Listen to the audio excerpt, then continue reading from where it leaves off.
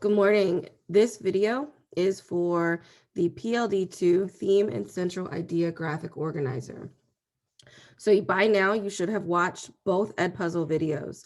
Both of these Edpuzzle videos, one over theme and one over central idea, both of them included information about objective summary.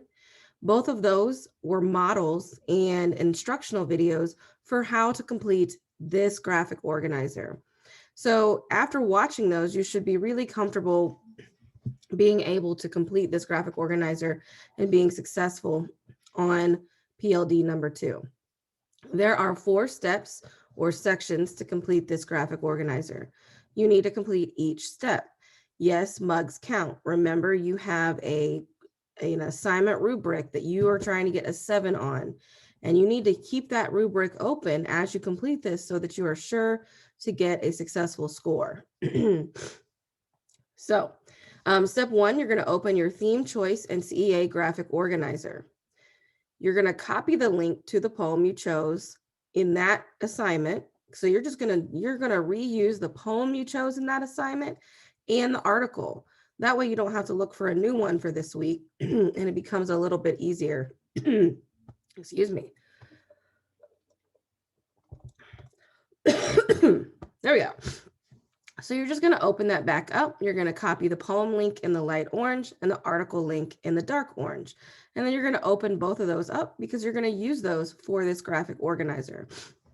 We did this because we thought, well, they've already seen this poem. They've already read it. They've already read the news article. They know what it's about, so that this PLD would be a little bit easier rather than having you go and look for a new one. So you go to step 2, and this step 2 is all about rereading the poem.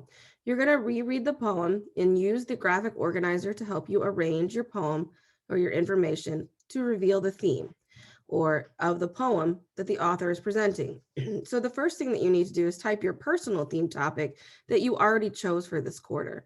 You're just going to type it here so we can remind ourselves what that is.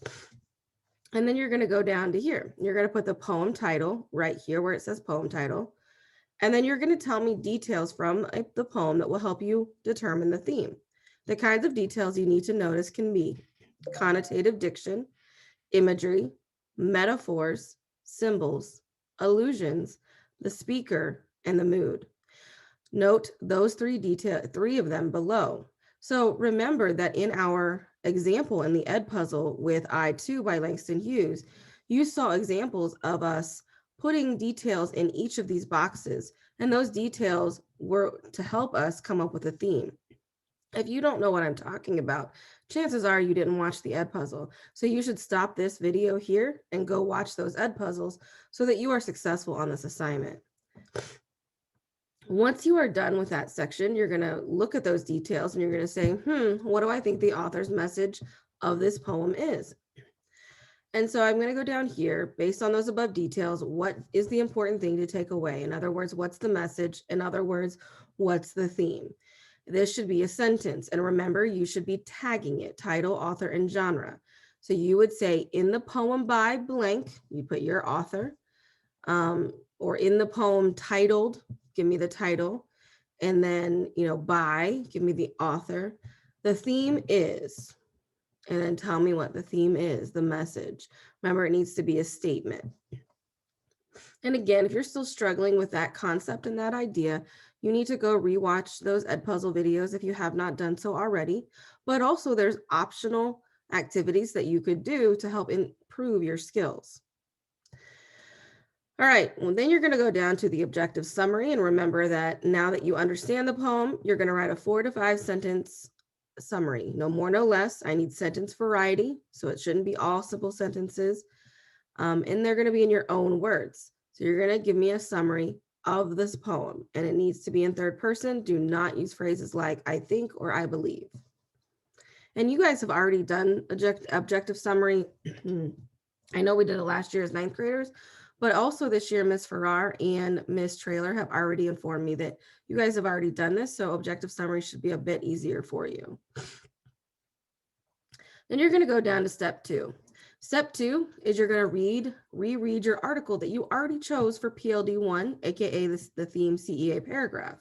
So you already have a really good idea about it, but I want you to reread it. And I want you to reread it using your close reading skills.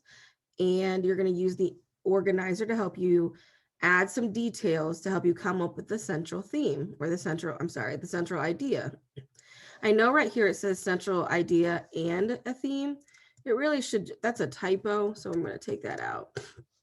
And you're just looking for the central idea of the article, which is an informational text.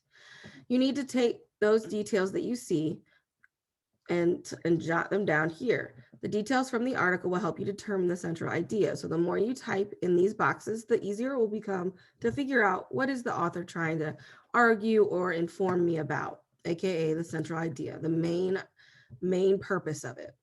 The kinds of details you need to notice can be patterns. So if you see things and phrases repeated, if you see the author's purpose, is it to entertain, inform, or persuade?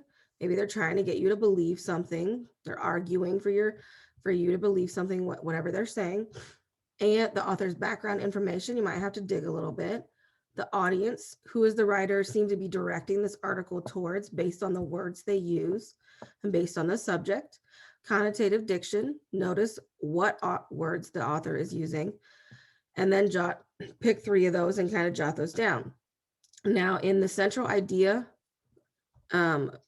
Ed puzzle, Miss Whitworth and I went through step by step modeling how you do this with a informational text.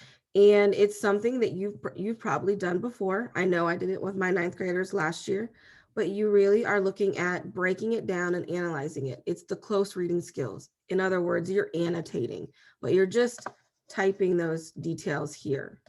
And again, if you're like, I have no idea what you're talking about, chances are you did not watch the Ed puzzle. Then you need to go back and watch the Ed puzzle or rewatch it again if you need to. And then you're going to move down based on all those details. You're going to move down here to the central idea. And again,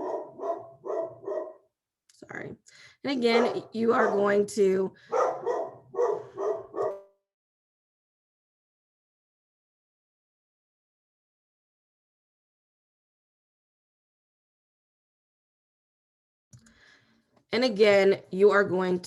tell me the central idea in 1 sentence. Please make sure you tag it with the title, author, and genre. So give me the title of your article, the author of your article, and tell me it's an article, right? That's the genre. And then you tell me the theme of that, or not the theme, but the central idea, and it's 1 sentence. Then you write your objective summary here. And now it says object. That's another typo, so I'm going to just put objective because that bothers me. There we go. And it says, now that you understand the poem, obviously we're still talking about the article. There's another typo. There we go. You're going to write a 4 to 5 sentence, no more, no less summary on your own or in your own words. And it needs to be in 3rd person, same as the summary above. Okay. And then at the last thing that you're going to do is in 3 to 4 sentences, discuss how the theme from the poem and the central idea from the article connect. And then that's it, and you'll turn it in, and you will be done with PLD2. And you're shooting for at least a 7. So make sure you check out that rubric.